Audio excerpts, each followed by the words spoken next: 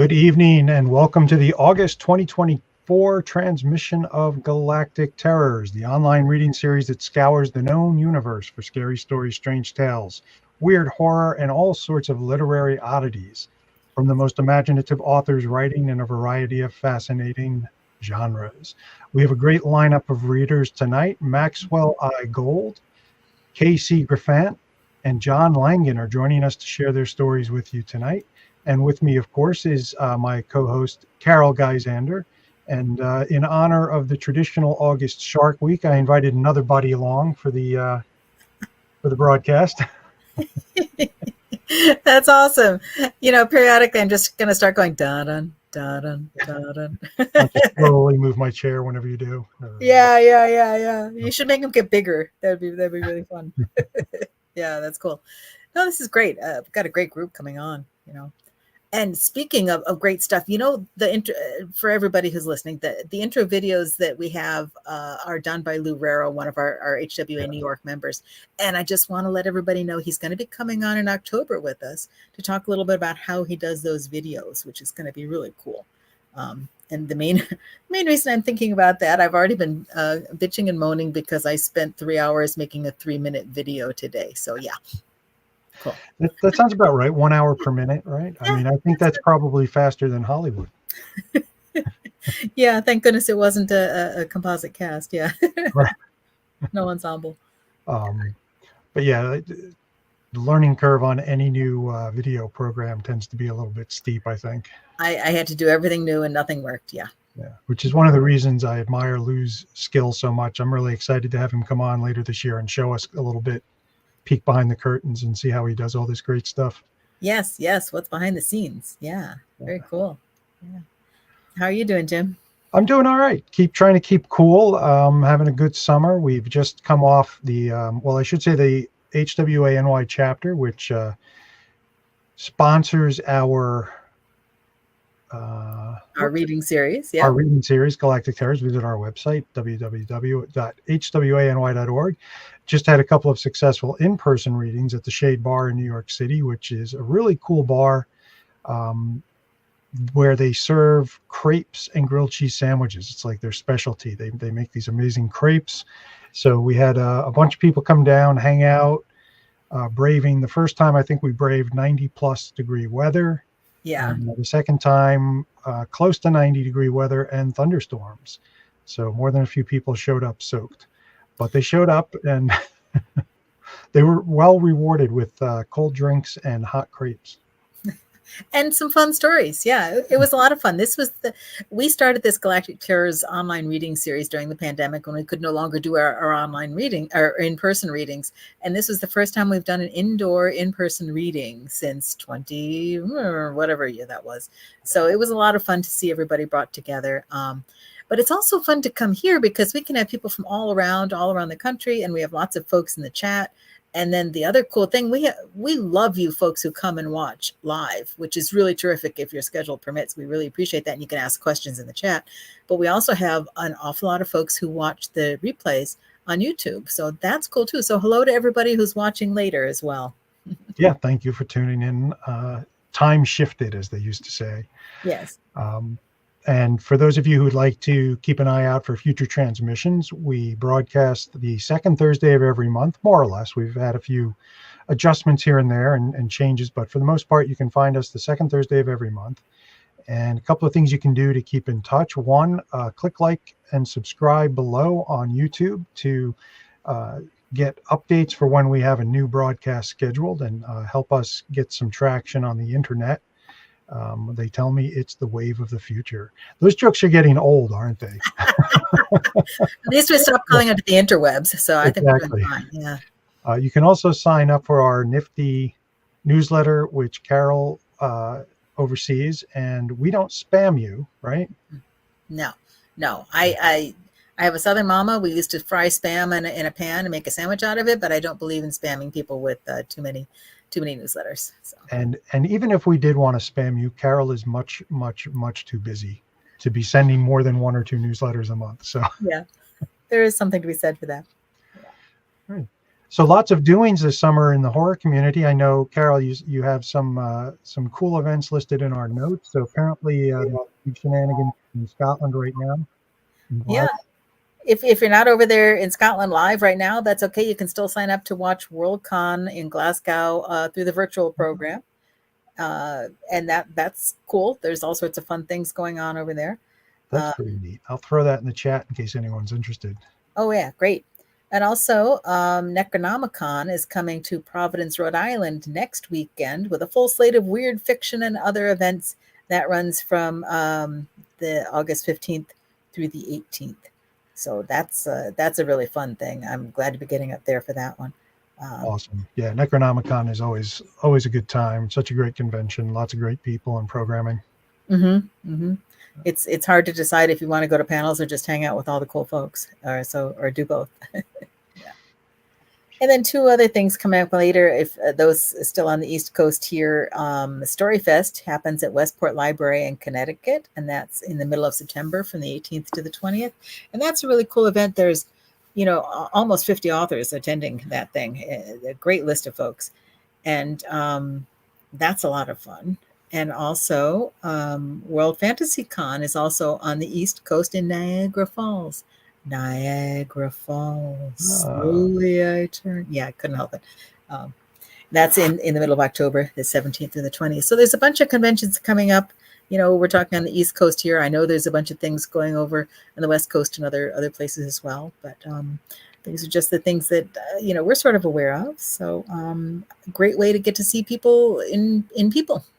Yeah, and I'll throw. It's a little farther out, but I'll just throw out the update that StokerCon 2025 will be taking place in Stamford, Connecticut next June. So definitely for East Coasters, it should be pretty easy reach if you want to check out StokerCon. Yeah. All right.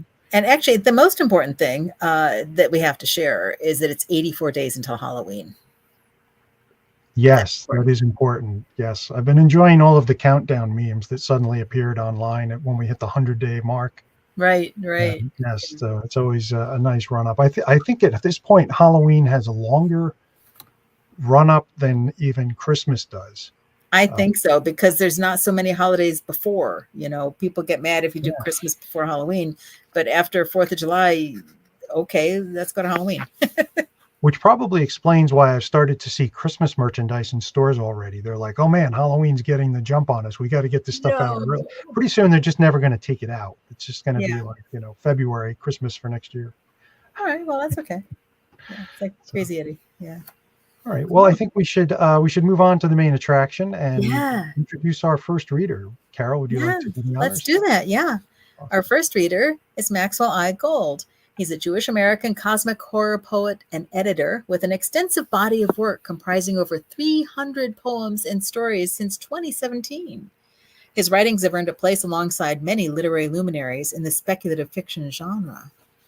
His work has appeared in numerous literary journals, magazines, and anthologies, including Other Terrors and Inclusive Anthology, Chiral Mad 5, Tales from Omni Park, Back to Omni Park, Spectral Realms, Weird Tales Magazine, Space and Time Magazine, and many others. Maxwell's work has been recognized with multiple nominations, including the Elgin Awards, Eric Hoffer Award, Pushcart Prize, and Bram Stoker Awards. Find him and his work at www.thewellsoftheweird.com. Maxwell.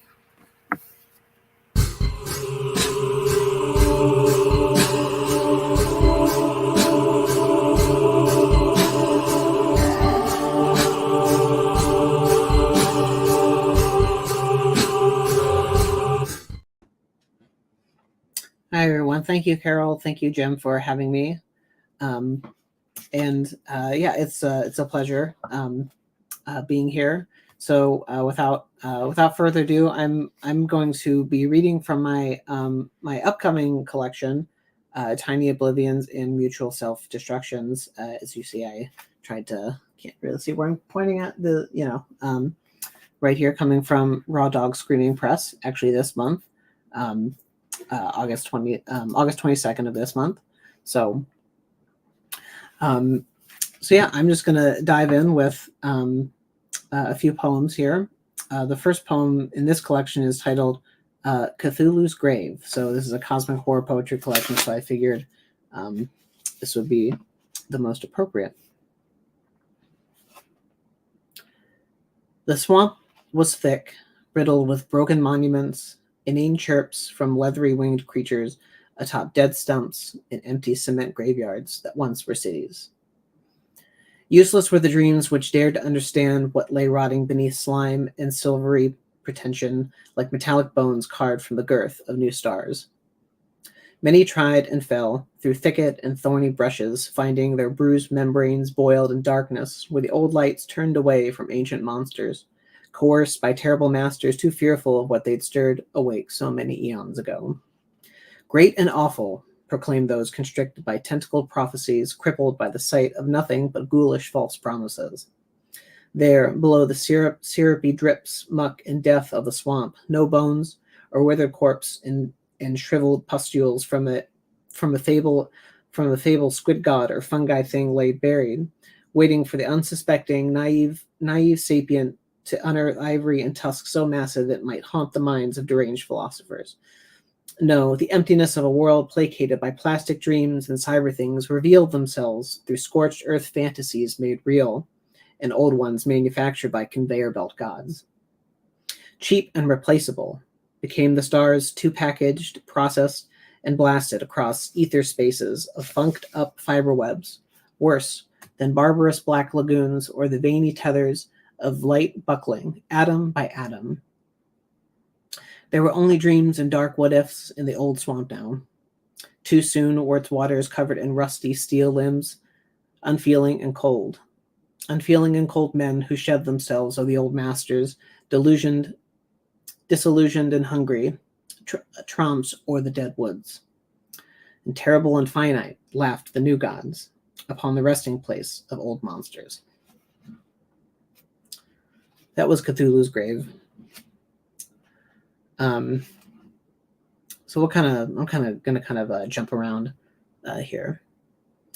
The next one is called Back to Bones.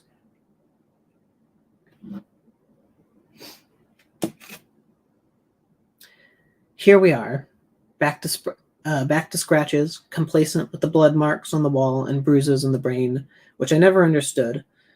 Only knew that they were always there, laughing in the darkest fathoms of my twisted nights. The nails grew too long, reaching for the stars, only to pull down something worse from the bleak voids, other than shadows which threatened to pull me back to a place worse than my imagination. Worse than death, back to the dark. They took me, hooked beneath the skin, blood drawn with fiendish grimace plastered across long faces.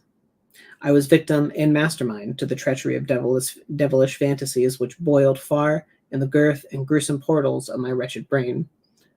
Worse than death, and back to the dark.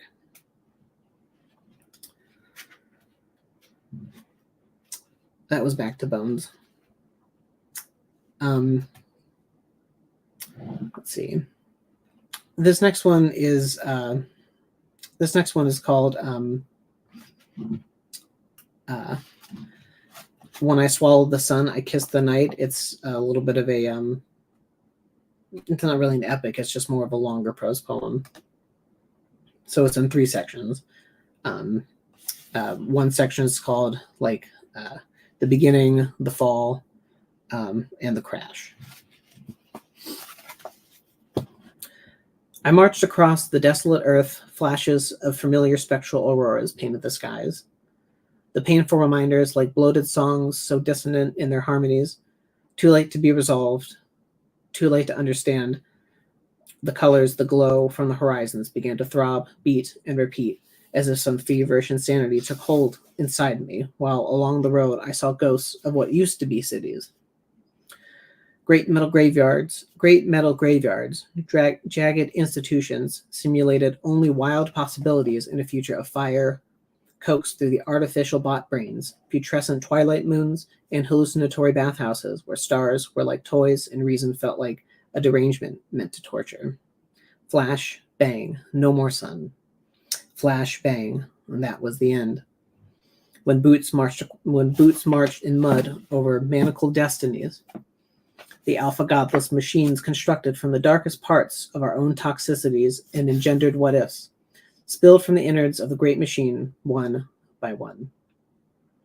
I stood at the edge of reality. The brown and brittle skies were painted in discolored spectral auroras as backdrop to the heinous metallic contraption at the center of the city. Metal fingers, masculine and awful, dug deep into the earth, dragging within its calloused grip the future in flames, consuming every possible bit and bite.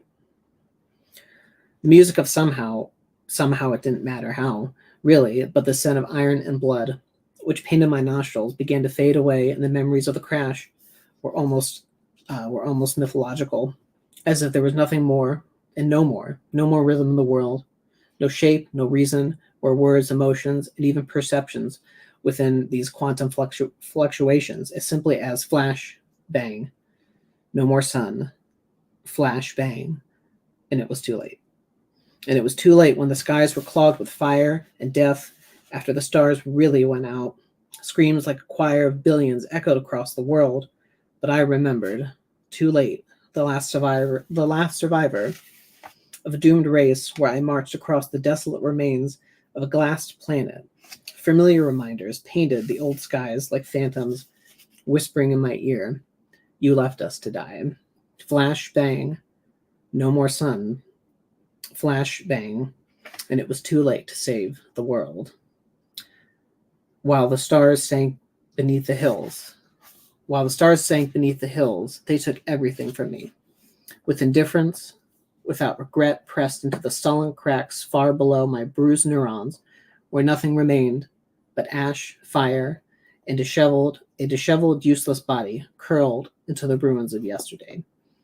And they took it, and they took all of it, consumed in the worst parts of myself, forged with the beliefs that I was less than, atomically unreasonable and battered by the brutish philosophies floating in the remnant fogs like some toxic fleck. Caught in my throat, settling in, prepared to cut me down at any moment. The cyber bastards. They took everything from me, and I take everything from them. Flash, bang, no turning back. A flash, bang. It was too late to save the world. To save the world from me. From perception, the tools of useless control of what used to be the bastion of reason, like awful crooked nails along a chalkboard, grated down to the unknowable bottom, I looked up with sinister jubilance as I swallowed the sun, knocked from its unholy perch, thrown into the mouth of oblivion, like flash bang, a heat death louder than words, gone forever. And the future was over, like flash bang, life overrated. I was dark matter. I was the crash. I was the inevitable, unquenched and cold. I sat on the edges of a broken, dying world, belly full, with flame, ash, and metal as clouds build higher, and sparkling cerulean peaks, which are soon crushed against my lips. Salty, covered in the icy cadavers of raindrops and misty faces, I savored this moment. My fingers clutched toward the tired, dusty earth, prepared to skim the world. No more metal graveyards or plastic cities or simulated putrescence. They didn't deserve the sun, and they'd never had the sky, let alone the clouds. Self-declared shields as noble protection from artificial enemies, forged within too fragile to peer beyond the gray hills, melted cities, and dead forests. But that time was gone. Like flash, bang, glassed over, nuclear kisses, gone forever. The future was edged over the horizon, where the same clouds begged me for relief. Even death, their bodies transformed into toxic rain corpses, spread across the broken world they'd never see. Flash, bang, overrated. Their time was now. I was the crash. No, that was too easy. Too good for them. They were mine forever, compressed by the awful weight of a billion stars beneath my lips as I swallowed the ruined purple night. Their time was over. I am the crash.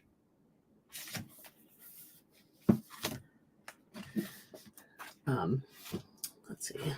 I don't know how I am on time. I'll read a short one. That was a little long. So let's see. I'll read the title poem actually. Let me find it back here. Because some of these are concrete poems, so like the whole flashbang part it's a concrete poem, so it may not necessarily read the same.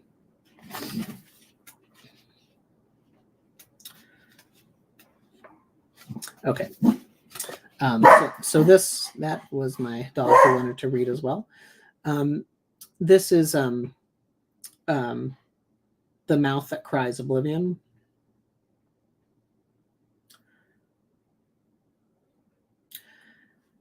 Nothing at the end, out of the mouth that screams when it's over, it's never over, along the scarred, impossible edges of death, where ancient ghosts reach towards that peak which never gets any closer, never ceases to torture the tortured who wait and cannot rest under the starless night, waiting anxiously for a death that never comes, at the end of the mouth who calls for relief, praying to gods and monsters ne'er to be seen or worshipped by the mad, the brilliant, and the wildly crooked, thoughtless neophytes. At the end of the mouth, at the end and out of the mouth, they scream, enough is enough, is enough for the bodies that were beaten, broken, and bruised, but too beautiful, scattered along nameless mountains in some far-off world, and never to be seen or heard. At the end, out of the mouth, inside mirrors, or worse, trunks twisted and turned inside out from blasted woods and burnt philosophies, raised bridges of nowhere until none crossed the threshold. Again, at the end, out of the mouth full of stars, only hideous regrets, as dark as syrup and bile, dripped from the teeth and tightly pulled skin walls, too high to climb, too wide to scale, but terrible in name.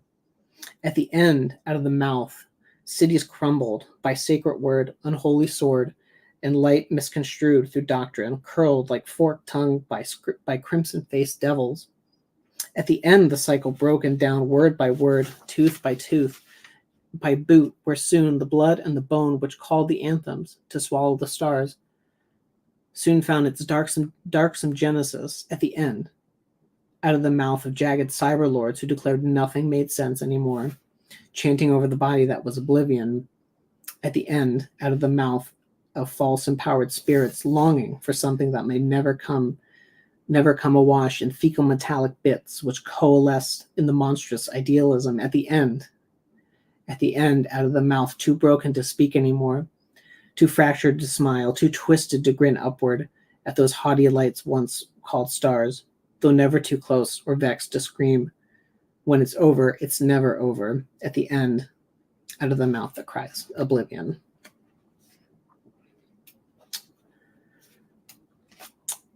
Let's see.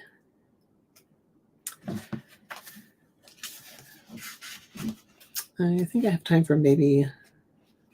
I'm waiting for Jim Carroll to hit a red button to tell me I'm, so I'll read one more until I get the. All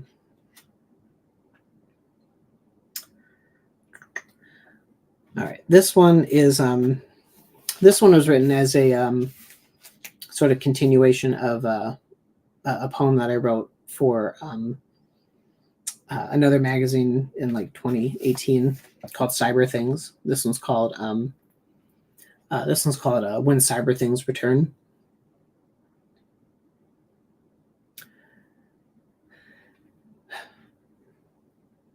Thrashing inside my skull were the awful noises of my life. Puerile thoughts trapped in pods of glass and gold, or metal chambers now emptied of gaseous nightmares, laid bare the most sinister iniquities. Bodies drained of water, carcasses floating atop oceans thick with sand and blood, like lifeless mineral worlds, whirled around a dying star that was my brain. Dancing wildly inside an unholy cranial temple where fissures prepare to rip open the exposed organ to an unforgiving, crumbling existence. Ignorant to the meaning of time, I had long wandered these halls of useless flesh, languishing in the banality of putrid fantasy, hoping for the day when the stars might collapse, leaving me weightless, empty, and gluttonously fated, like entropy's sweet little plaything. There in the distance, scratching the decayed bottom of some nebulous sky, the fingers of a city lost in name, but all too familiar in sight and bone, where the sounds of cyber things exploded above silver forges, once filled with liquescent dreams and overflowed under the wispy, gray boulevards of my imagination. Now, the barren, cyclopean waste stretched wide, as if the lips from some dead beast kissing the plain, whereupon I found myself asphyxiated by the last memories of a world I'd never see again. Sockets empty of vision and thought, placated and humbled before the cyber things. Harder and harder it was to breathe, to think, gripped by the syrupy bile flooding the calcified alleyways, as cerebral structures tumbled into darkness, as a sharp paresthesia gutted my body. Pallid flesh and light soon decomposed into dust and dread under the corpulence of night, while lullabies of sweet entropy carried me off towards oblivion, thrashing inside my cracked skull were the last awful noises of my life.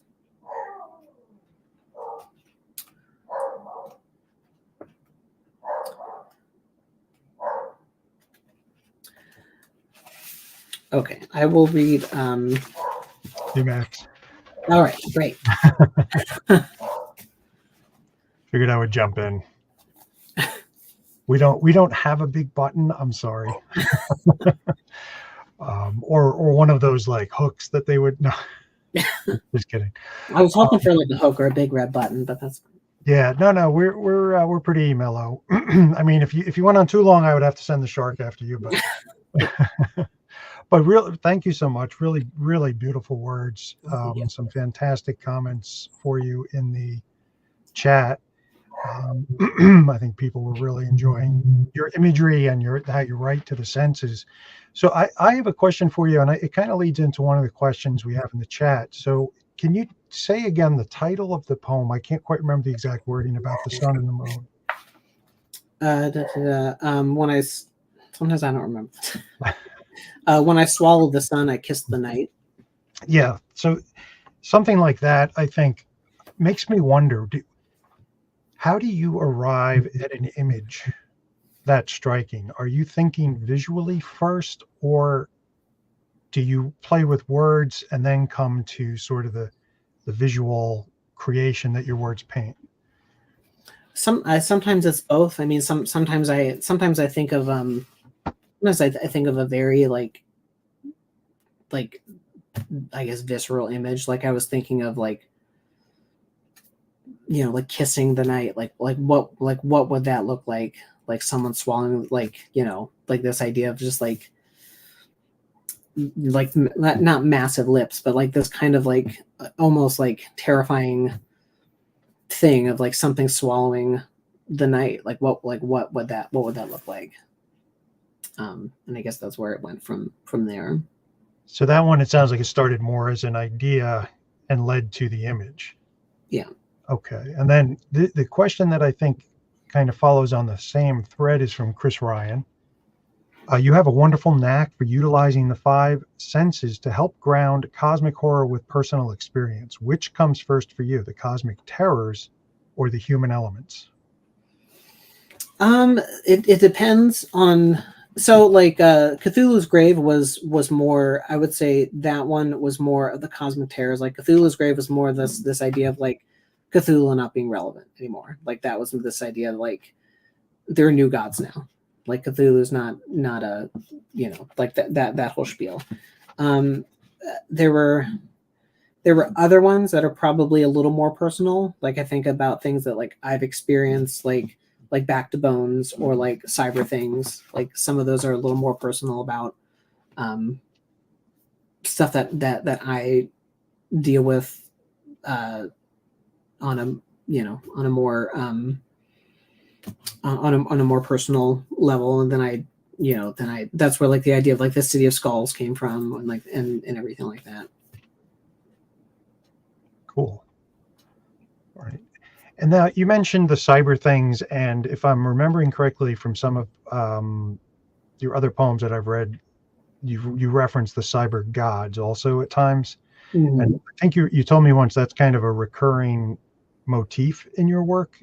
Mhm. So do you consider, in addition to cosmic horror or cosmic terror, that your work has any sort of like cyberpunk or science fictional aspect?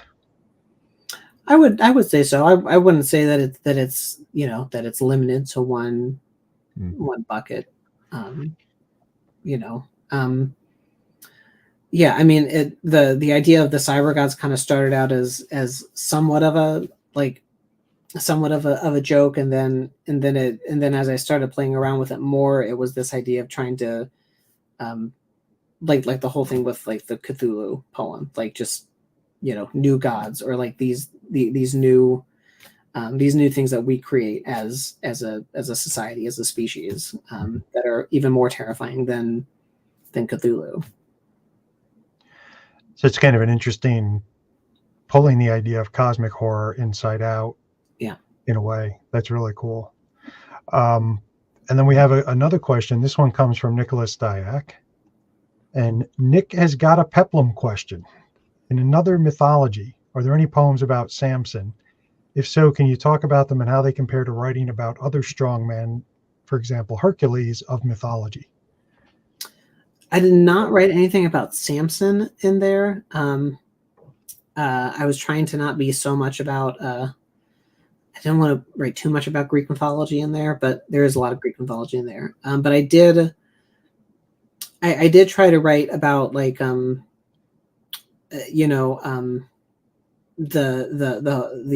taking the idea of like heteronormativity and just kind of like flipping that on its head a little bit. Like Endymion, the Twink, and the Vengeful Moon was this just flipping that, just kind of taking the idea of like the moon being a little bit of a kind of like a bitter old drag queen a little bit, who is very jealous of Endymion. And so the short answer, Nick, is that no, there's nothing about Hercules in there, but I wanted to play around with some of those themes in another mythology. Very cool. All right. Sorry, Nicholas. No Samson, no Hercules. And then one more question I've always wondered, Max, is what attracted you to writing this kind of poetry and prose poems, weird cosmic horror? I know you and I have talked a bit about Clark Ashton Smith and other classic writers of the, sort of the foundational writers of weird horror. But what was it that first got you into that genre and then inspired you to start writing it? I think I've always enjoyed the fact that like weird and cosmic horror, you can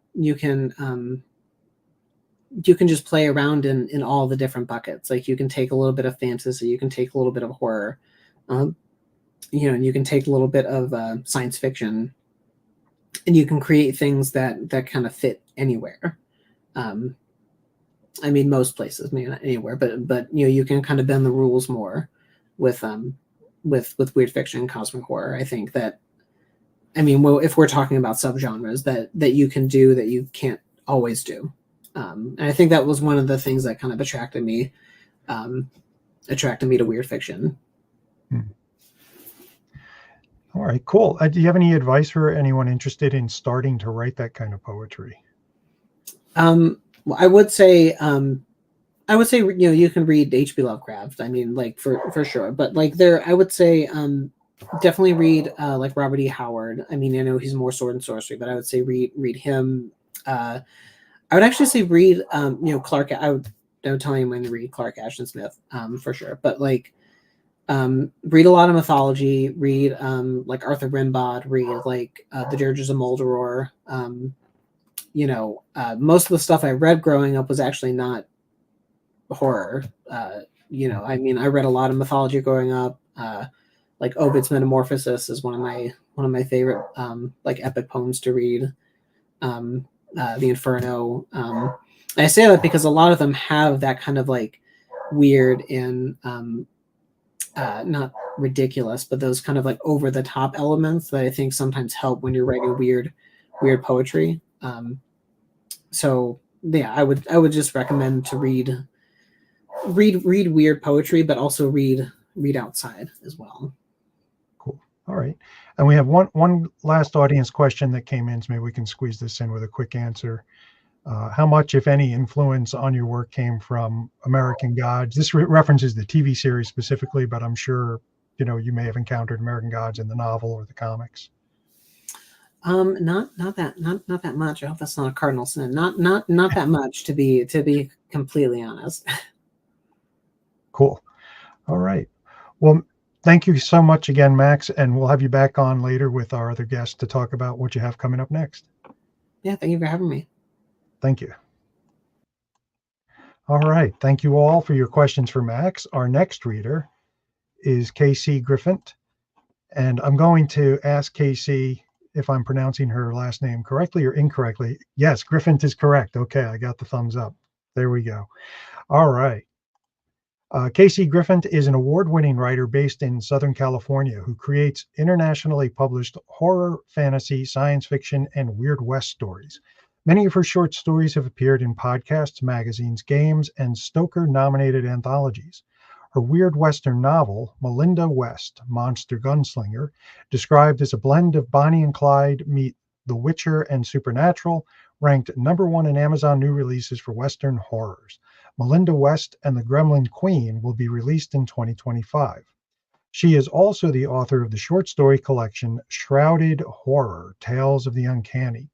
In addition to writing, she's the co-chair and founder of the Horror Writers Association San Diego chapter, a short story instructor, and member of numerous writing organizations, including the Science Fiction and Fantasy Writers Association.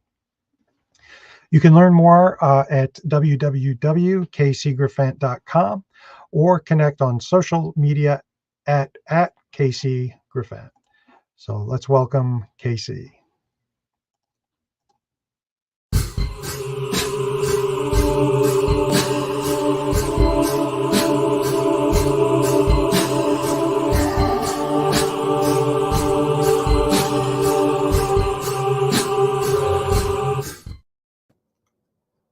Hi, everyone.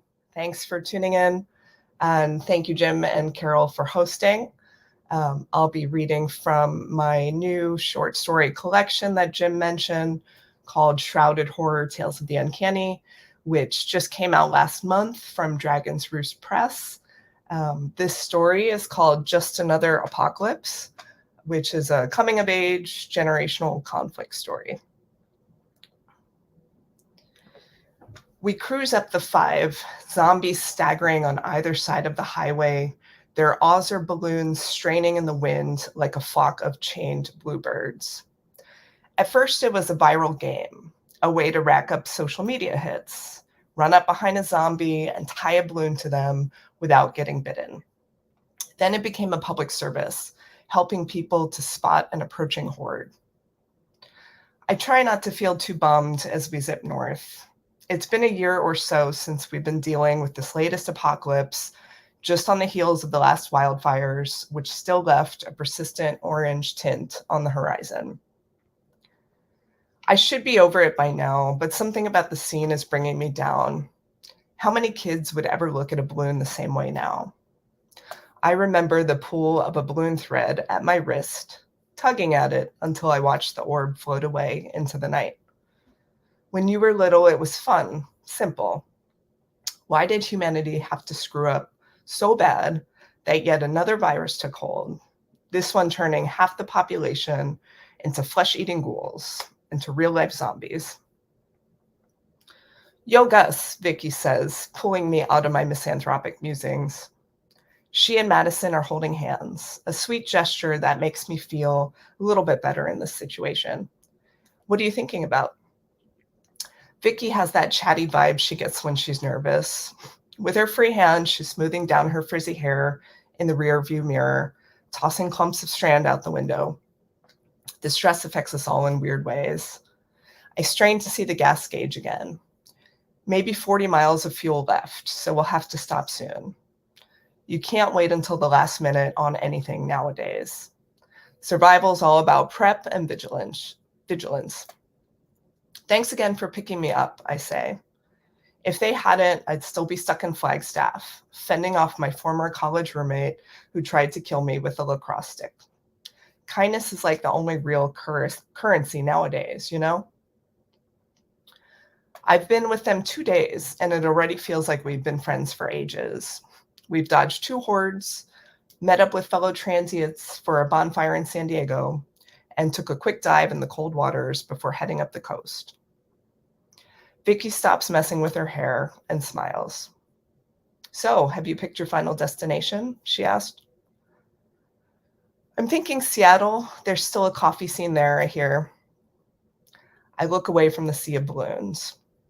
We drive past busted up cars and rows of encampments. I learned how to make a mean latte in the before times, I said. People still ate, worked, drank. If anything, the demand for caffeine and most other services had soared.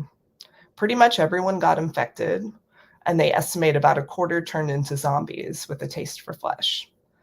Those who recovered from the infection, a week in bed before their immune system successfully fought off the virus, are making do, going about their days just with more caution. It wasn't all that different than before, just a little more dangerous, a little more unpredictable, and a little more depressing. Once we get to the commune, we're going to start farming, Vicky said, her eyes widen in nervous excitement. There's a microclimate northeast of San Fran that some people are having luck with, she said. They keep talking about some commune outside of Portland. Also, they had invited me, but I'd rather get eaten 10 times alive over having to farm. It's too hot in Arizona, Madison grunts. Her reflection isn't much better. Her eyes are bloodshot, and a cut along her forehead from our last encounter is red and blistered. Her glance slides over to the huge box crammed in the back seat next to me, full of seeds and other farming supplies. You'd be surprised how hard seeds are to get now, Vicky trails off. God, I'm starving. Sorry. As soon as she says it, my stomach shudders and groans like an abandoned puppy. The bonfire the night before last feels like a lifetime ago. It had almost felt normal again, meeting new people, hanging out. They had shared barbecue and cans of beer. Let's try this one, Madison says and points to a gas station sign. We all go silent, somber, getting ready for whatever might be waiting for us. We roll in front of a lit gas pump. Another car, empty and dark and the color of dried blood, sits at the second pump. Madison starts fueling. Her credit card still works, one of those cryptocurrency cards, and the two of them then go around to the outside bathroom. I keep an eye out, perched on the hood between blotted rust stains. Through the barred glass windows of the station, the shelves are messy. No food, just packages of car fresheners and replacement windshield wipers, at least that I can see. I glimpse one attendant behind a bulletproof encasement, watching something on TV. Shotgun rests across his knees. From here, I can't tell if he's a zombie or not. The zombies are slow for the most part, but not completely undangerous. They have enough cognitive skills to figure out basics, how to wield a weapon, communicate with each other, even how to drive a car in some cases. They like to travel in packs, and some of them act like toddlers, carrying around the equivalent of a security blanket, random objects they find on the street or on one of their victims. They're easily distracted by TV or phone screens, which was funny at first, but now I just feel irritated at how stupid they are. Like, die off or be functional members of society, you know? I finish scanning the scene and spot one zombie hovering on the opposite side of the gas station with that stereotypical bug-eyed stare. A surgical mask flops from his ear. I don't feel sorry for him. He looks well past 60, the generation that screwed the rest of us over in their relentless pursuit of profit, comfort, greed. Truthfully, people seemed like zombies even before the infection, zoning out on their phones, obsessing with getting rich faster while everything else burns. Not that I'm bitter or anything. He watches me in the tattered remains of his midnight blue suit and eyes the red car. He doesn't come any closer. No balloon on him, so he must be a smarter one. I shift casually, so he stays in my periphery. Vicky pops out, fresh lip gloss over her chapped lips. Doesn't surprise me anymore what people still do during an apocalypse. Anything to keep sane. For Vicky, it was makeup. For Madison, it was podcast. For me, it was coffee. Of the few possessions in my backpack, I had developed a strong attachment to my miniature glass French press, wrapped carefully in 2 old t-shirts. It reminded me of better days. Now I just needed to find some decent beans. I'm starving, Vicky moans. Like, literally, I might faint. We both scrutinize the gas station. I don't see anything to eat, I said. Vicky shakes her head and groans again. Plus, there's a guy with a shotgun. Never a good equation. We can't risk it. I look at the maroon hybrid parked at the pump in front of us. It could have food or cash, weapons maybe. Vicky follows my gaze and nods in agreement. It's amazing how even in a span of 2 days, you can get to know someone well enough that you don't need to talk a lot to communicate. One of the few perks of being in constant life or death situations, I guess. Madison nears and I feel her focus as she assesses what we're up to, and she falls in next to Vicky. The 3 of us flank the empty car. It's unlocked. Out of the corner of my eye, I see our suited friend move. Mine, the figure stammers, like he's just learning to talk. Leave it alone. A glimpse of metal flashes from his side. He's got a knife, I start to warn, but realize no one's nearby. I turn a fraction to see Vicky and Madison aren't there. They've split, I realize, as I hear car doors slam.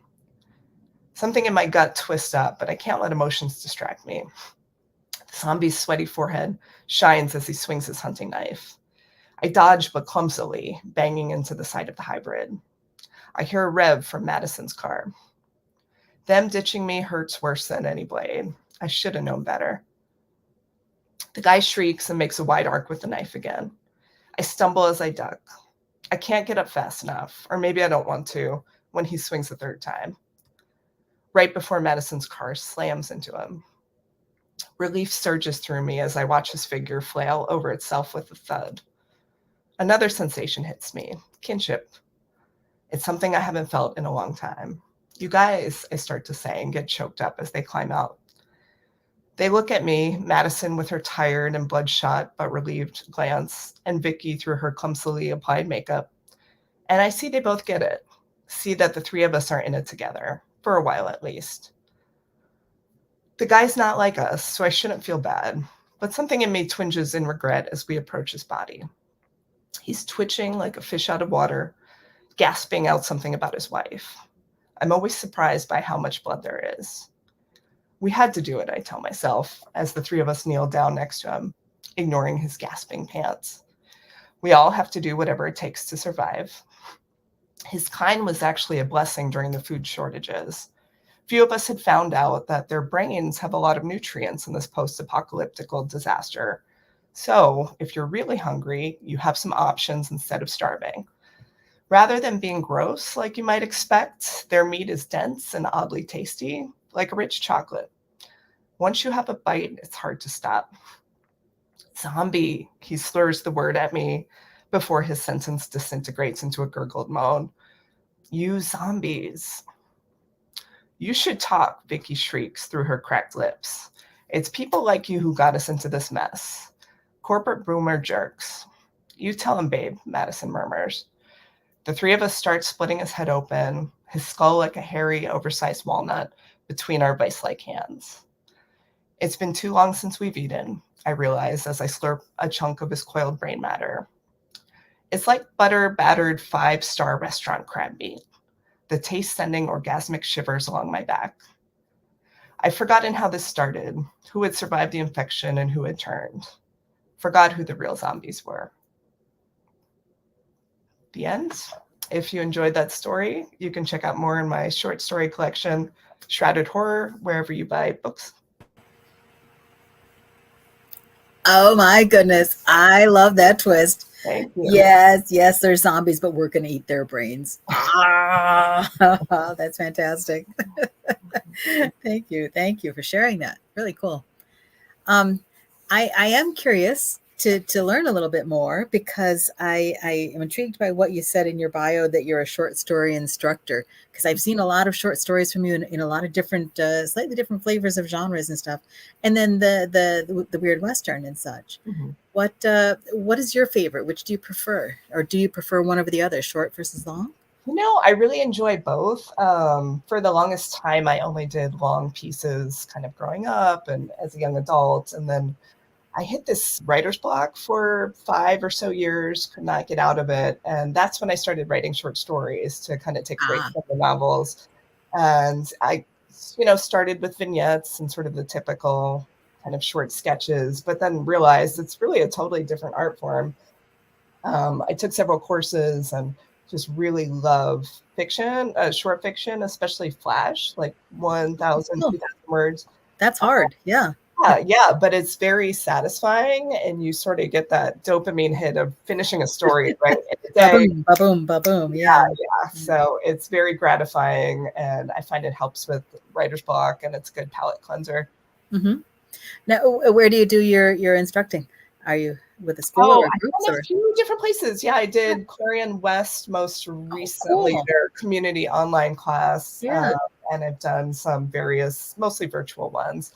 And I usually just share kind of, the story arc and a formula and do some writing exercises. One thing I love to do is to show images and then have people write like a micro story kind of on the spot just to get the juices going. Mm-hmm. Cool. I remember our teacher had us doing that in 8th grade, which is the first time I ever realized that you can write words and make things. That's cool. Yeah. No, that's a neat idea. So also this whole apocalypse thing, Just Another Apocalypse, it's a great story. Who would think that an apocalypse would be a coming of age story? What brought you to that kind of thinking or approaching that particular story?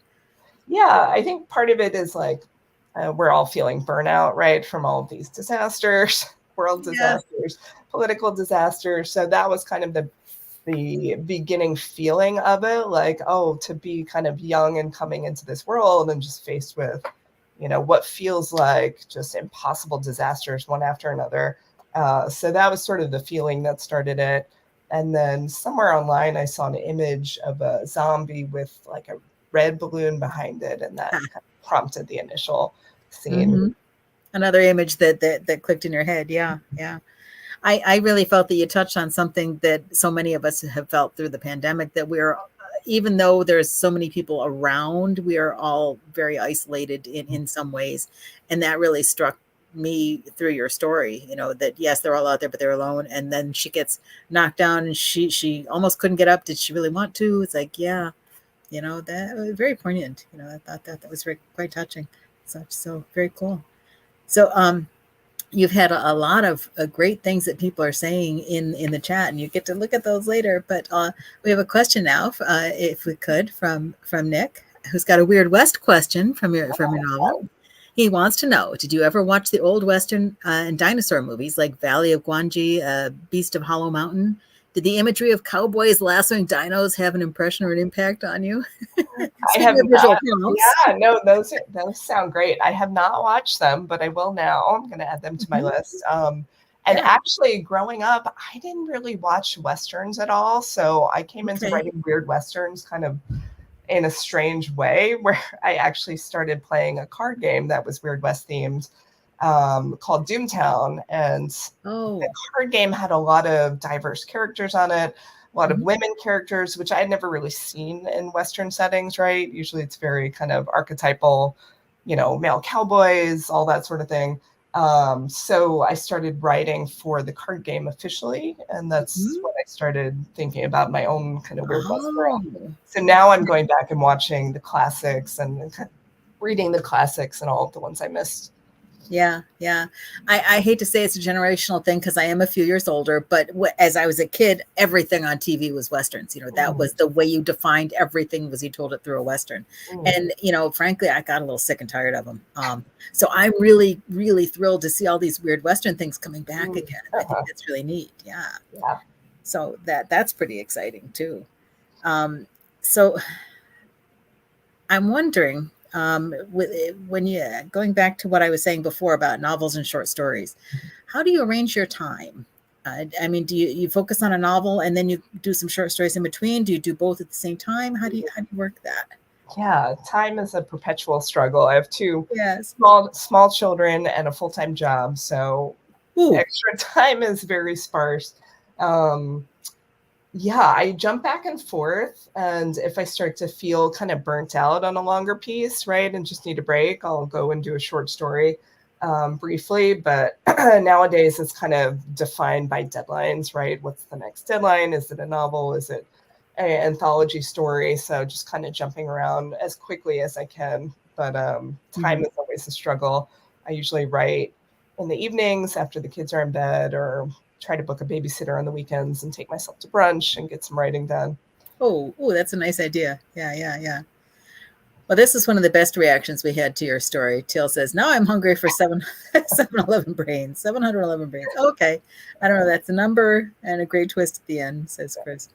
And one other question from Nick. What do you think of audiobooks on YouTube? Have you looked into that at all? Or I would love to do my Weird Western as an audiobook. Yeah. Not there yet. It's on my list, my to-do list at some point, but yeah. In your spare time. Yeah. Someday. Yeah, actually, I haven't listened to audiobooks on YouTube, so I'm curious about that, if that's a growing area of interest. Okay. That's something we'll have to look into. Yeah. And, in the midst of all these other things that were taking your time, Brian is absolutely correct. You did a hell of a job co-chairing StokerCon 2024. I'm just dying to know, how long did it take you to recover, or have you, since all the work you guys did? It's so bittersweet, right? Because you're so busy and it's so exciting and it happens and it's wonderful. And you kind of miss that. Like, it's nice to have the time back, but you kind of miss the camaraderie and all the meetings. They were a lot. So recovery time was short, because then I had to do book promo and some other stuff. So just on to the next thing. Yes. It's like those video games, where the characters, standing there and they're waiting for whatever's going to happen. They're just going next, that's it. Yeah. Exactly. Cool. Yeah. Well, thank you so much for sharing your words. We'd love to have you come back at the end and tell us a little bit of what you have coming up, because I have some more questions on that too. Sounds great. Thank you. Right. Thanks so much. What I'd love to do is introduce our next reader, John Langan. He's the author of 2 novels and 5 collections of stories. For his work, he's received the Bram Stoker and This Is Horror Awards. He's one of the founders of the Shirley Jackson Awards and remains on its board of advisors. He lives in New York's Mid-Hudson Valley with his wife, younger son, and a hermit crab who is really growing quite large. John?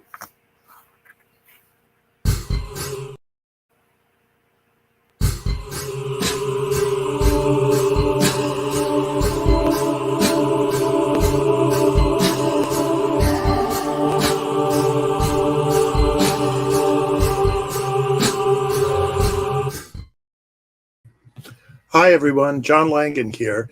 I'm going to be reading to you tonight from a story called Community Garden that was published in an anthology called Shadows Over Main Street. This is volume 3 of the series. I'll hold it up. Edited by Doug Morano and D. Alexander Ward. I would just like to take a second here to thank Jim and Carol so much for allowing me to be here, and I'd like to thank Max and Casey for allowing me to ride their coattails here, and I'd like to thank you guys too for tuning in tonight. I don't think I'll get through all of this, but let's see how it goes. There's an epigraph from Lucas Nelson: turn off the news and build a garden. 1. 1979. We had the dream in lilac season, not so much a season as a couple of weeks in mid-spring, when the lilac bushes in the front yards and around the sides of our houses bloomed, threading the air with their sweet, heady scent. School almost at its end, teachers showing movies or enlisting classes to clean their rooms, keeping the kids busy until the required number of instructional days had been completed. The tail end of June and then July and August looming, huge empty chambers full of sunlight and heat, and wandering the neighborhood, riding our bikes up the hill to the VFW, past the old and almost old men trudging inside, pedaling to the other side of the dirt and gravel parking lot, to where a slender path cut through the sugar maples, dogwood, and redbud to the grounds of the psychiatric center. Pretty much all the parents in the neighborhood and several adjacent were employed at the sprawling red brick hospital and its surrounding buildings. They worked as nurses and nurses' assistants, as clerks and janitors, as cooks and security guards. They ran the laundry, the motor pool, and the small movie theater. They maintained the grounds. None were doctors. The doctors lived either in one of 3 large Victorian houses near the movie theater or in even bigger residences in the city of Poughkeepsie immediately to the south, or the town of Hyde Park to the north. The psychiatric center's sprawling grounds were not entirely unfamiliar to the children of its employees. There was a holiday show held in the movie theater the Sunday before Christmas, which included a screening of Scrooge and wrapped Christmas presents distributed according to age and gender by a moderately convincing Santa, leading a number of the kids to ask if he was a resident of the hospital too, and a 4th of July picnic with evening fireworks on the great lawn in front of the main building. As a rule, though, the hospital grounds were off limits to anyone not visiting a patient there. 2. Needless to say, this stopped none of us from stealing onto the campus. 3. There were 6 to 10 of us at the core of our group, all in 6th grade, though John Ferranda had been held back a year and had a scar beside his left eye. Brian Smith had lost one of his front teeth in 1st grade when he had crawled under Eddie Eisner's desk, and Eddie pulled his chair in quickly, knocking out Brian's tooth. Brian wouldn't say what he had been doing under Eddie's desk in the first place, and while the evicted tooth wasn't a permanent one, its replacement took a long time to arrive, with the result that Brian never opened his mouth more than he had to. Eddie had left in 3rd grade after his father, an administrator at the psychiatric center, accepted a position at a similar facility in Phoenix, Arizona. Joey Kavacki liked to pretend his 10-speed was a motorcycle and was forever on the verge of convincing his parents to buy him a dirt bike. Or so he said. John Byer loved football and movies about the Vietnam War, in which his uncle, who lived with John and his family, had spent 18 months. This service had earned Uncle Lou the right to drink a watery beer at the VFW. Rock Lockyer's family were Irish from Ireland. He had been born in Dublin, but moved to the U.S. as a baby, in plenty of time to shed the accent that shaped his parents' speech. Matthew Galetta was taller than kids 2 grades ahead of him. He shared John Byer's love of football, and they passed much of their time arguing the merits of the Dallas Cowboys, John's team, and the Pittsburgh Steelers, Matt's team. Already, Matt had outgrown the bike he'd received last Christmas, but his parents refused to buy him a new one so soon after the last, which left him riding his too small Huffy with his knees up past his elbows. Stephen McCullough's hair was so blonde it was practically white. He had a knack for annoying John Ferranda, who was forever threatening to kick his ass, a threat he occasionally made good on. Don Calabrese spent most weekends fishing or hunting with his dad, who was some indeterminate amount older than the rest of our parents. Cara Mulligan and Yvonne Ruperti were the 2 girls who hung around with the boys the most. Cara was tall and took horse riding lessons at a stable up in Rhinebeck. Yvonne was quiet and kind and lived with her mother and younger sister. 4. As far as we were concerned, Birch Drive, the paved loop off Route 9 our raised ranches bordered, was possibly, even probably, the most boring place on earth. The exceptions to this state of affairs were the times we were able to slip onto the psychiatric center's grounds to explore the institution's margins, as well as the trio of occasions one of the psychiatric center's inmates slipped the notice of their caretakers and wandered all the way to our neighborhood.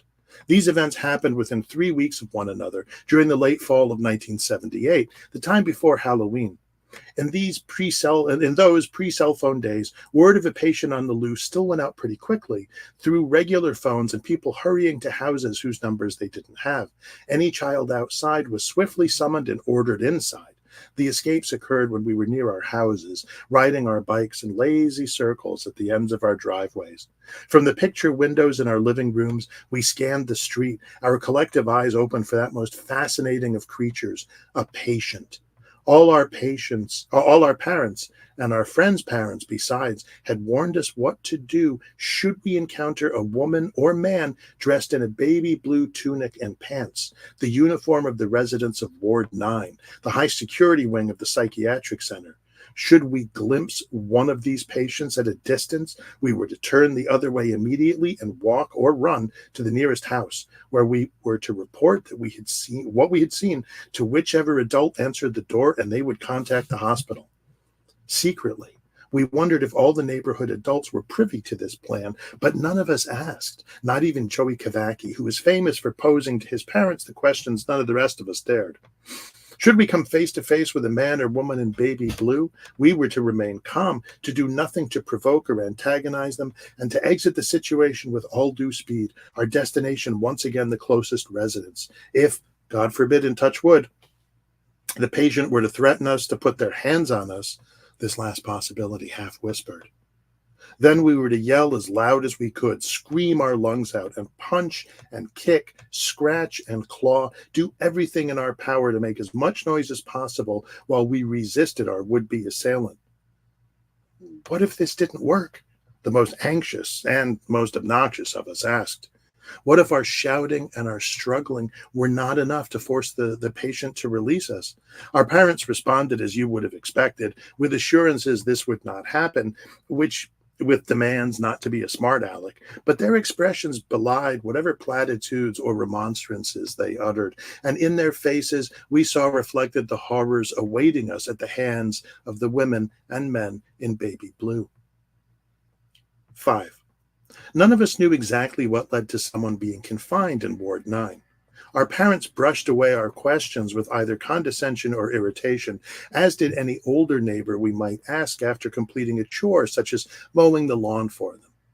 John Byer said there must be information in old newspapers, but none of our families kept the Poughkeepsie Journal more than a day or two, and while John said Adrian's Memorial Library in the city of Poughkeepsie had old issues of the paper on microfilm, the library was too far a ride into unknown territory for us to bike it. Instead, we invented reasons a person might be imprisoned in a psychiatric hospital. It would have to be for something serious. This we agreed on. What fell into such a category was the subject of considerably more debate. Our speculations alternately amused and horrified us. Rock Lockyer's suggestion of loosening someone's eyeballs from the sockets, then chewing them while they were still attached to the victim, was the source of a round of nightmares whose cause none of us admitted to the parents who came running up the hall in answer to our midnight shrieks. 6. When the escaped patients finally shuffled into view, those weeks leading up to Halloween, they were wearing the white formless shirts and dark blue jeans of the psychiatric center's regular patients, who, while in need of supervision and care, were not generally deemed a threat.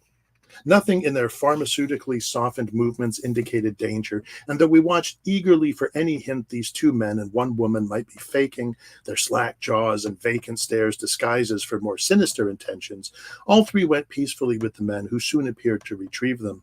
The minute we were allowed outside again, we spent the time remaining until dinner discussing and analyzing what we had observed, sharing our mutual disappointment at the anticlimactic resolution to each scene. Later, doing homework in the privacy of our homes, of our rooms, or under our parents' watchful eyes at the kitchen table, we felt lingering regret shot through with another emotion, something in the vicinity of relief. But we never shared this information with one another. 7. One patient escaped Ward 9 and walked to our neighborhood, though almost none of us saw him. This was during March of 1979, when the piles of plowed winter snow had shrunk to dirty white heaps peppered with gravel.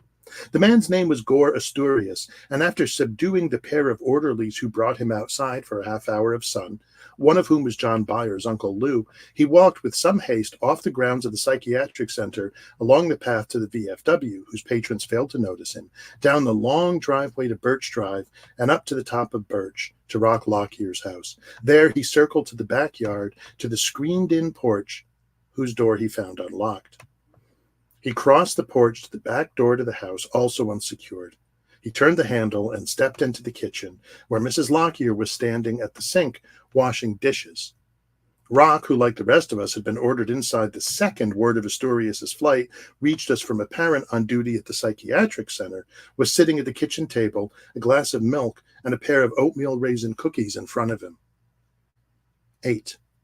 Mrs. Lockyer was tall, enough so to have played center for her high school basketball team in Ireland. Heavy-set, she was remarkably strong, much more so than Mr. Lockyer, who worked in the bakery section at ShopRite. Her curly hair was gray, and she kept it cut short. Her features seemed too small for her face, her dark eyes peering out at the world from deep sockets, her expressions unreadable. Alone of all the parents in the neighborhood, she worked in Ward 9, the overnight shift. She was not friendly. Neither was she unfriendly. Rather, she exhibited a stolid blankness, which was no doubt useful in the care of her particular patients. At neighborhood events, say the Galutta's Memorial Day cookout and pool party, she would trade gossip about the other employees at the psychiatric center, especially the doctors, but she refused to say anything about Ward 9. This annoyed not a few of the parents, who were only too happy to share the most intimate details of the faculty's residence. Of the facility's residence, excuse me. If their pique bothered Mrs. Lockyer, she gave no sign of it. 9. Rock would not discuss what happened in the 10 minutes preceding the arrival of the town of Poughkeepsie police, who had been phoned by the psychiatric center as soon as another nurse saw Gore Astorius striding away from the men he had beaten with no little brutality. How the cops had known to go to the Lockyer residence was unclear, as she herself had not summoned them. Our assumption was Mrs. Lockyer was the nearest employee who worked in Ward 9, so it was logical to check her house first. Now, this in turn begged the more important question of how Gore Astorius had known the Lockyer's address in the first place, which would not be answered at all, let alone satisfactorily. Not long after the police rushed in the front door, an ambulance arrived, lights flashing and siren crying. Our parents forbade us running up the street to Rock's house, so we remained seated at our picture windows, watching the dim rectangle into which the paramedics had vanished, carrying their overstuffed bags. A second ambulance obscured the view of the door, and a fire engine blocked it entirely. A tan sedan parked in the street at the edge of the Lockyer's yard, and disgorged 4 men in tan suits who made their way behind the fire truck and, we assumed, up the front stairs. Brian Smith said his mother identified one of them as a bigwig at the psychiatric center. Rock didn't know, or wouldn't say. The next day at school, then after school, he refused to answer any questions about the prior afternoon and evening, no matter who was asking or how many times they repeated themselves. All our inquiries he met with silence and downcast eyes, his expression one none of us could read. Many years later, watching footage of the survivors of a terrible disaster on the evening news, their faces streaked with blood and ash, we flashed back to the stunned look Rock Lockyer wore and thought that this is what we had seen all those years before. For the ensuing 2 or 3 days, on our own and in groups of various sizes, we kept after Rock for details of whatever had occurred in his house. Then Friday came and he wasn't in school. We assumed he was homesick, which was odd because his mother followed the practice of nurses the world over when it came to her own child, refusing to allow him to stay off sick for anything less than a raging fever and projectile vomiting / explosive diarrhea. Saturday morning, the Lockyer house was empty, the family gone. Neither kids nor parents had seen them leave. The next week, there was a report Mrs. Lockyer was working in Atlanta, where Rock was supposedly being treated for an undisclosed illness our parents assumed was a form of cancer, most likely leukemia. This was the last semi-official news we received concerning our friend, whose cheeks were dense with freckles and who wore his brown hair in a bowl cut. When we asked our parents if they had heard any updates about his condition, they averted their eyes and said they had not. Gradually, Rock receded in our thoughts, though the question of his fate would return during the quiet space from which we entered sleep. 10. There is no official record of Gore Astorius. As the internet has allowed us increased access to all manner of official records, we have searched for traces of the man who entered the Lockyer's kitchen. We have found none. Thank you. Ooh, oh my. Wow. John, you've gotten quite a few compliments for being a good reader and enjoying your story. So Thank you, everybody. I appreciate that. Yeah. The Awesome. creepiness grows, as does, we'll put Kathleen's comment up. The creepiness grows, as does my childhood nostalgia. Yes, aren't those two things linked together? Well, they are now. Thanks, John. That was cool. Oh, fantastic. Yeah. Thank you. Thank you. We'll just jump in with a question from Nicholas, because this is actually like 4 questions. Well, that's Nicholas for you. Yeah. Nicholas. Nicholas has questions. He wants to know all about mirror fishing. What was it like writing about Glocky? How did you go about building off the Campbell original, and that's Ramsey Campbell, I think, while making it your own? And can Glocky take Cthulhu in a fight? Answer in any order you like. Those are great questions. For clarification, there was some years ago I was contacted about doing contributing a story to an anthology of stories about Ramsey Campbell's early creation, his sort of Cthulhuid or Lovecraftian creation, Glocky. And it took me a long time, but I came up with this story. Interestingly, another sort of childhood story about this kid who has this babysitter. And it's not even a babysitter. She is babysitting him, but she's one of his cousin's friends who's visiting for the summer. And they wind up playing this game where you put a toy or something you really treasure on a mirror attached to a little string, and you concentrate and you wish, and then the toy drops down inside the mirror. But unfortunately, inside the mirror is where Glocky is waiting. It was a great honor to be asked to do it. It was a challenge because it's Ramsey Campbell, who's this great living horror writer and this amazing writer. And so I was looking for something that sort of paid tribute to Ramsey, but was also my own thing. And so to a certain extent that came from thinking about, my own childhood and my own experience as a kid. And I drew on some things, my love of the Shogun Warriors from when I was a kid, those toys and comics and such. And actually my cousin and her friend had come to visit us. So I roped them, little did they know, I roped them into the story. So whether Glocky can take Cthulhu in a fight is not a question I feel I should be contemplating, lest I draw the attention of either of them. Wise response on that last question. Good answer. Definitely. I love that your family was Tuckerized for free, Well, my most recent collection is called Corpse Mouth and Other Autobiographies. And, my mom doesn't read my stuff. My mom is just like, nope, scary. I'm not doing it. And my siblings don't either. They're just like, yeah, well, whatever. At some point, though, somebody will. At some point, somebody will. They'll be like, wait a minute. And then they'll all have, do you mean everybody's known this for 20 years? Wait a minute. Well, what is it it says about, if you didn't want to appear in my fiction, you should have behaved better, Yeah, that's right. And on that day, there will be a very interesting Thanksgiving gathering of the, the London Clan.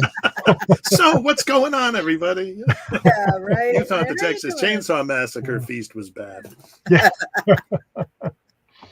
Oh, there's an image. Yeah.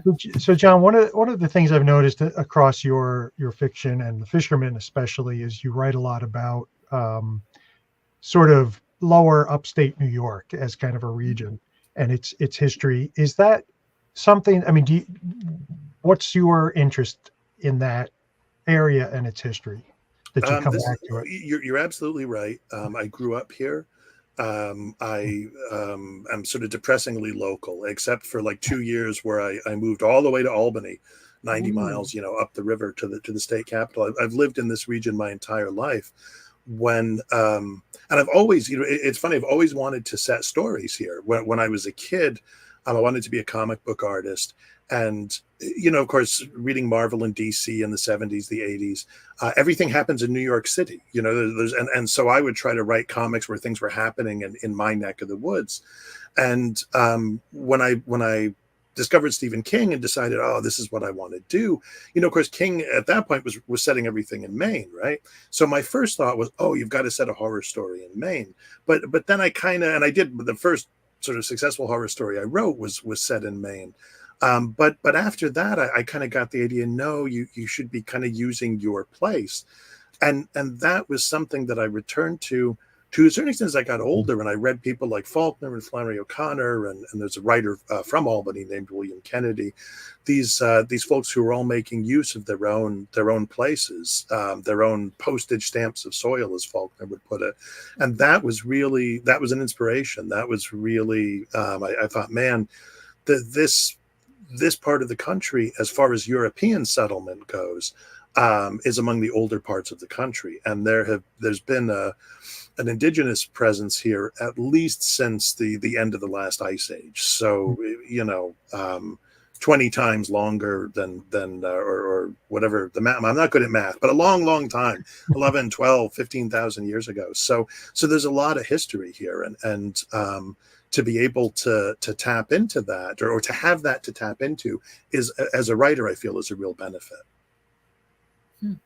Yeah, absolutely. It does seem to certainly give you plenty of inspiration. Yeah, no, absolutely. And I don't know, my parents are immigrants. My parents are from Scotland. And so I don't know if on some level that that plays into my own desire to sort of dig into the history of this place that they chose for home. Have you ever written anything that taps into Scottish history or Scottish culture? Yeah, I wrote a story called Corpse Mouth, which is about it's rooted in a trip that I took back to Scotland with my mom and youngest sister after my dad died, and there's another story in Corpse Mouth called Keened, which is also deals with the Glasgow Blitz, which was an attack by the Nazis on the Scottish shipping industries in the early days of the Second World War. Cool. I'm intrigued by this story, John, because it kind of ties into what we were talking with KC about being alone and isolated and coming back together. So in this particular story that you just shared with us, of course, it's in the days when everybody's door was left unlocked, but I was really struck by how the community was right there, and the asylum and the Ward 9 people were there, and they were almost like unreliable members of the community that infiltrated and just like snuck in. If you see them, if you this, growing up, I had a number of friends whose parents did work at the Hudson River Psychiatric Center, and a number of them told me that when they were playing, like I don't know, if I were playing with my friends, or oh, there's a werewolf, or I don't know, and they would be like, oh, patient. So I just kind of built on that. But yeah, it was a massive place, and it did employ hundreds of people, and it was its own little community. It had its own movie theater.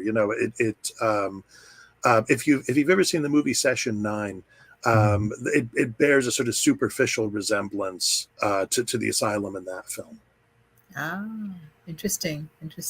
Cool. We have a similar location on Long Island here, the Kings Park Psychiatric Center, which has been closed since about 1997, but it was one of those sprawling, self-contained psychiatric hospital complexes, and it has since become a state park, but they've never torn the buildings down. So it's like, half park, half abandoned.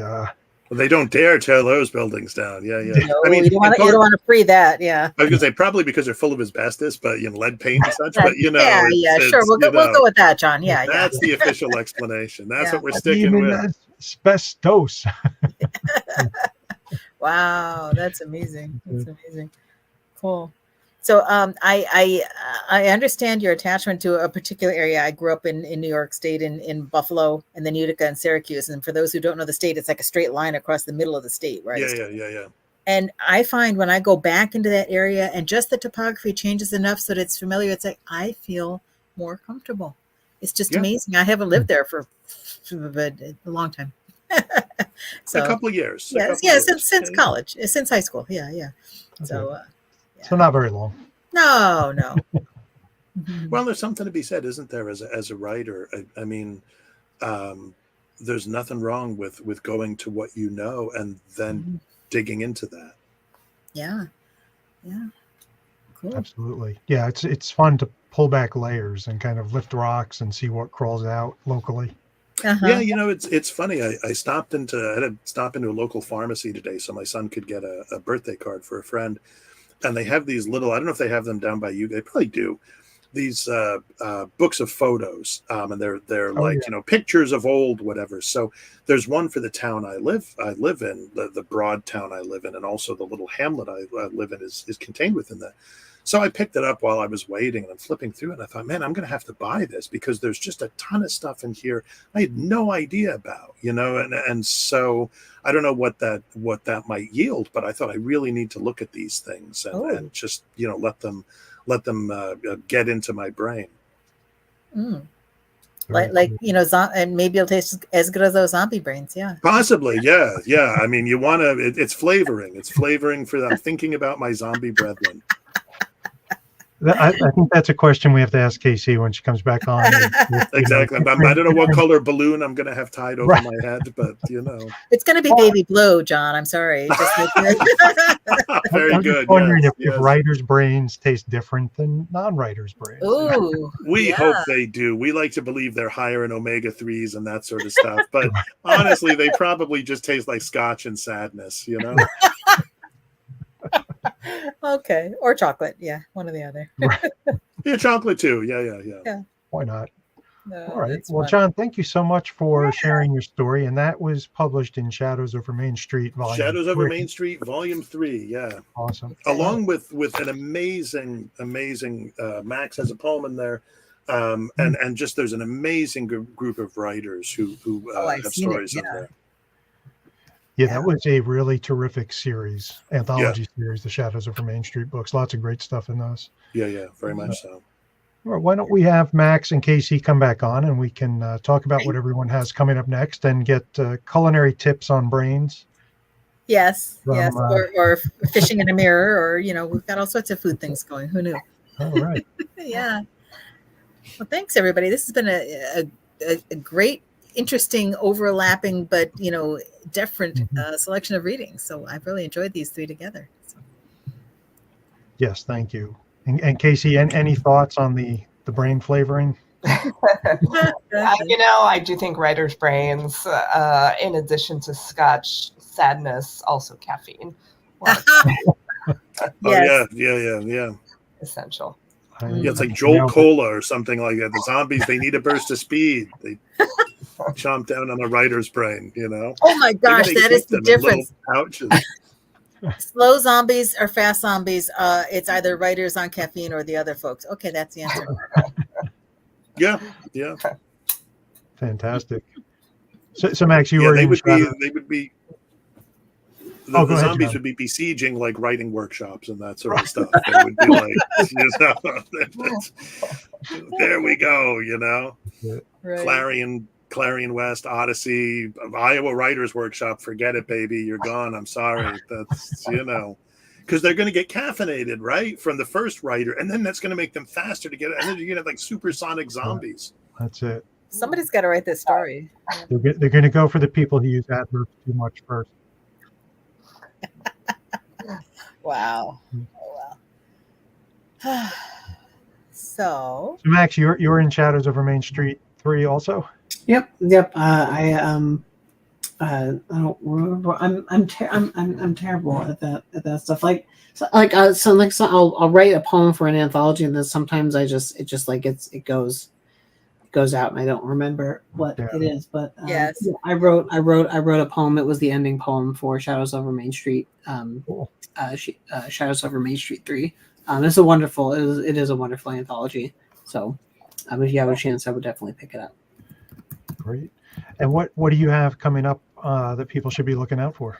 I would definitely say grab a copy of my, where am I? Of Tiny Oblivions and Mutual Self-Destructions. That comes out August 22nd. It's all prose poetry. And Lynn Hansen did the cover art. It's fantastic. And that comes out from Raw Dog Screaming Press. You can pre-order it. That's the only poetry collection I have coming out this year. Working on a few things next year. I'll have a poem in Where the Silent Ones Watch, that Jim is editing actually, that comes out this year from Hippocampus Press. And John is also in it, I believe. Okay. And then I'll have a poem and so a few other things, I think. There's two anthologies from Hippocampus Press that'll be in, one about witches and one about like haunted houses. It's called Shunned Houses. The witches one is I wrote something about the Witch of Endor because I'm just very curious about the whole. Because if you actually read the Bible, there's like the word Endor actually has some very, very esoteric meaning. So I wrote a poem about called Our Lady Endor, and then I have a poem coming out in Dark Spores, which is coming out soon. And you can also, I don't know if pre-orders are available for that, but soon. Yes, soon it'll be coming out this fall. And then I'll have a poem coming out in When the Earth Bleeds from Erie River Publishing as well. And I'm probably forgetting something, but yeah, I'm just staying busy. So, and you can find all of that on my Instagram. I'm at CyberGodWrites on pretty much everything, and on my website as well. Very cool. You are definitely keeping busy, Max. That's a lot of great stuff coming out. Yeah. Very cool. Oh my goodness. I just found the link. Also, I put a couple links in the chat, and also I put John's Shadows Over Main Street link in there. Oh, cool. So for those who are interested, feel free to go grab that and read a little bit more. Thank you. Yeah. Great. So I should warn everybody, the rest of the story is terrible. It's really disappointing. So I read as good as it gets. Okay, just lower your expectations. Okay. I don't believe it for a second. But to be safe, I will lower my expectations. Okay, good. Yeah. Just all to be on the same page. That's fun. So, Jim, what about you? What's coming up for you? Well, I have the Where the Silent Ones Watch anthology coming out in October. Stories inspired by or set in the literary worlds of William Hope Hodgson. And it does indeed include a story by John and a poem by Max. So I'm looking forward to that. And I have a story coming out in Dark Spores, I believe, which is coming out this fall. And other stuff. Coming. Other stuff. Moving forward. I'm just thinking a lot of the stuff I'm working on is not ready for announcement yet. That's fair. Yeah. So you have all sorts of things going on that you can't tell people about, right? Yeah. Yes, at the moment. Yeah. Lots of stuff coming. So yeah. KC, how about you? I think in your bio we told everybody you have a new book coming out this year. Yeah, well, so Shrouded Horror just came out. The next book is coming out next year, and that's Linda West and the Gremlin Queen. It's the second in this Weird West universe. It's a standalone, interconnected standalone, coming out from Bridget's Gate Press. I have several stories and anthologies coming out this year, Weird West anthology, 2 horror anthologies, and a cross-genre one. There's more information on my website and socials on those. I also have a Weird West card game coming out next year. And it's called Monster Slingers. I haven't really kicked off the promotion for it yet. We're just about finished the card design and the artwork. We have an amazing artist from Canada. So I'm really excited to share that later this year. And then one more exciting announcement for the end of the year. So stay tuned to my website or social for that. Cool. Awesome. That's great. Terrific. Yeah, I totally got my years mixed up and was thinking Melinda West and the Gremlin Queen was coming in 2024 for some reason. Next year. My time sense is eroding. My time sense was completely destroyed by the pandemic, so I don't even remember what year it started. So don't ask me. Yeah. And John, how about you? What should people be on the lookout for? Well, the story I wrote for the Hodgson anthology. I wrote a story for an anthology of songs, an anthology of stories inspired by the songs of the band Neutral Milk Hotel. Oh, And that I actually don't know when that's going to be out, but that was like a really sort of fascinating challenge, and I'm kind of excited about it because it's just, I don't know, just as a sort of offbeat project to be part of. And I'm always happy to get invited to stuff like that, you know, like we're horror writers, you know, and so it's like, oh, blood splattered tomes or whatever, they look us up. But, you know, then you want to get invited to those different kind of anthologies, you know, to give you a chance to sort of stretch your wings a little bit. I hope I'll have a new collection out in 2025. I have to write a new story for it, so we'll see how that goes. fantastic. What's the name of the Neutral Milk Hotel inspired anthology? Do you know? Oh, I knew you were going to ask me that, and I cannot for the life of me remember. You know, You'll think of it at 2 a.m. Please feel free to call him up. Yeah, it's funny because I was in I did a thing in Spain a couple of weeks ago, and I was trying to explain Neutral Milk Hotel. They were just like, what? What is this? We don't understand what this means. And I was like, it's a band. And they were like, how is the milk neutral? And why is it in a hotel? And when is milk not neutral? Wait. Right. You know. Okay. Wow. All right, well, I'm sure it won't be hard. There can't be that many horror anthologies inspired. Yeah, Patrick Barb is editing it, so you know, you could find it cross-referenced that way. Very good. Yeah. All right. And Carol, how about you? I think you have a few things coming out. Jonathan Lee's. Yeah, it's called "And One Day We Will Die." Jonathan saving my bacon. Thank you, Yeah. Jonathan. All right. He's awesome. Yeah. Thank you, Jonathan. Yeah. Thank you for asking. I have a bunch of silly things going on. I have a really cool anthology called Discontinue If Death Ensues, Tales from the Tipping Point. And this is from the 5 women that were nominated for short story Stoker with me for a few years ago. And we got together and put an anthology of stories about women who have been abused for, you know, decades, centuries, thousands of years, and the planet's been a mess as well. And some things have changed. We've gotten some powers where they're going to hear us coming. So that's coming out September 3rd. I'm very excited about that from Flame Tree. And I have Dark Spores. I'm co-editing with Rachel Brune from Chrome Girls Press. We did a wonderful Kickstarter. Some great folks have come into it, including Jim here. Thank you very much. And that's going to be coming out shortly in the fall. And Max has a fabulous poem. So we've got a story and a poem just sitting on the screen here with us. And so we're really looking forward to that. And I also have 2 other anthologies into which I was invited. They're all coming out within the space, all 4 of these within the space of like 6 weeks. One is Ruth and Ann's Guide to Time Travel. And the other one is Grimm Retold, which is stories inspired by Grimm's fairy tales. So those are all coming out very soon. So I'm really kind of excited. Lots of good reading coming up. So for everyone who's watching out there, definitely keep an eye out for all these books, and hope you can pick some of them up and enjoy them.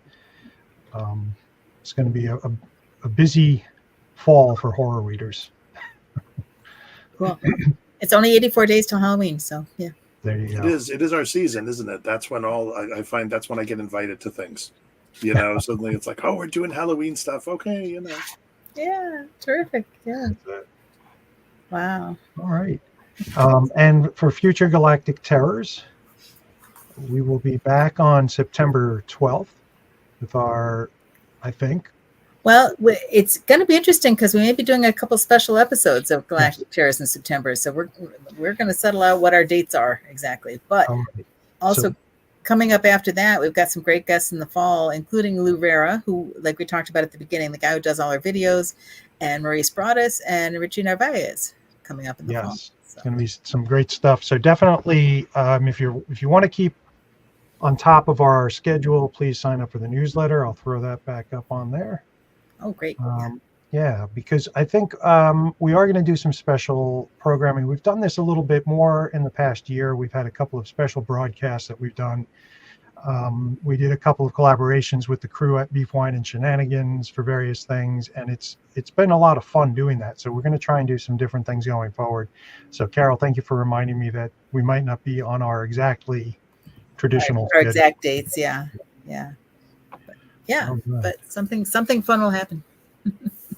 Very That's good. pretty cool. Yeah. And I did look, by the way, just so I my poem was called "And So It Goes, the End That Cometh Sweetly." It was what it was.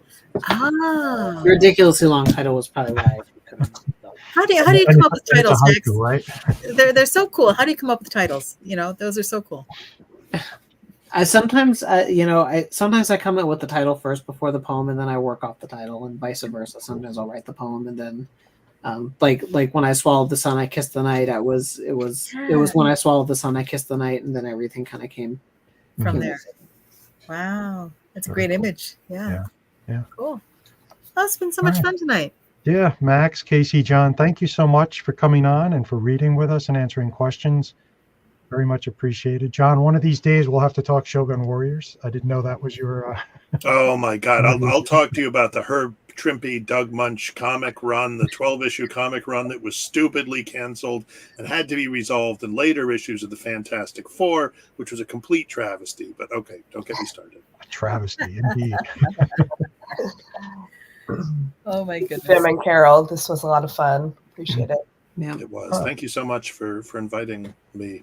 I'm glad to have been sharing the stage with you guys, Casey and Max. Yeah, what a great group. Yeah. Cool. Well, thank you so much. Yeah, and thanks to everyone in our audience. We're glad that you stopped by. If this was your first visit to Galactic Terrors, please do subscribe to our YouTube channel and sign up for the newsletter. We'd love to have you come back. And we'll go out on one last closing remark. I'm assuming that's tasty. Many tasty brains in this group. Thank you, Teal. All right, everybody. Cool. Thanks again and have a great night. Thank you. Good night. Good night, everybody.